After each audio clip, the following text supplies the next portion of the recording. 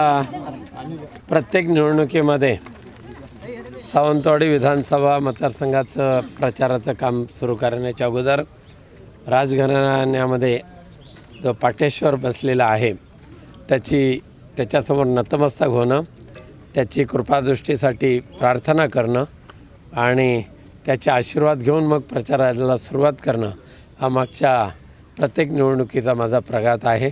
आजसुद्धा आदरणीय प्रवीणभाई यांच्याबरोबर बाकी सर्वच माझे आघाडीचे सर्व सहकारी पुरुष महिला पदाधिकारी आहेत.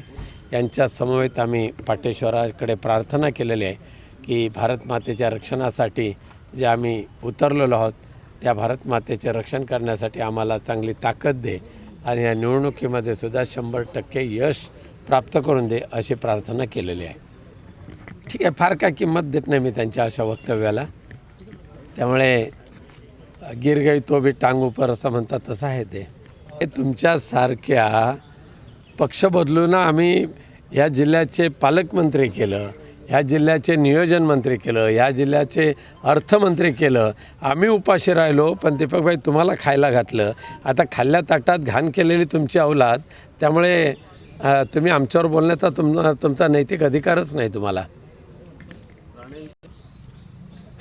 सत्तेसाठी दीपकभाई किती लाचार होतात आणि किती कृतज्ञ वागतात हे अनेक वेळा दिसलेलं आहे.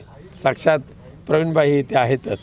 त्यामुळे कृतज्ञता ज्यांच्या नसानसात भिनलेली आहे त्यांचं नाव दीपकभाई केसरकर. त्यापेक्षा पुढे जास्त आता काही कॉमेंट्स करण्याची गरज नाही. ती पाहिजे ती दीपकभाईंनी दाखवून दिलेली आहे.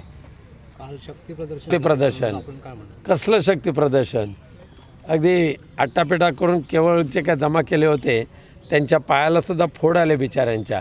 शिव्या घालत परत येत होत्या त्या महिला. रखरखत्या उन्हामध्ये 2 किलोमीटर त्यांना चालत नेलं, चालत आणलं. आणि इंडिया आघाडीचा उमेदवार म्हणून त्यावेळेला इंडिया आघाडीचं झालेलं विराट दर्शन आणि कालचं त्यांचं केविलवानं दर्शन, त्याच्यातून त्यांचा पराभव निश्चित झालेला आहे. प्रतिसाद तर जबरदस्तच आहे. जिथे जातो तिथे लोकांचा खूप मोठा प्रतिसाद आहे. पण त्याहीपेक्षा आमच्या इंडिया आघाडीचा प्रत्येक पदाधिकारी, प्रत्येक कार्यकर्ता अगदी जीव ओतून ह्या निवडणुकीच्या प्रचाराला जे उतरलेले आहेत, त्यामुळे त्यांचं खरंच मला कौतुक वाटतं. मतदारांचा आशीर्वाद आणि सक्रिय सहकार्य आहेच.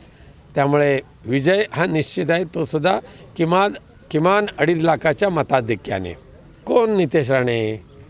काय त्याची म्हणजे किती उंची राजकारणातली, किती भोगतोय, त्यामुळे कशाला उत्तर द्यायचं त्याला.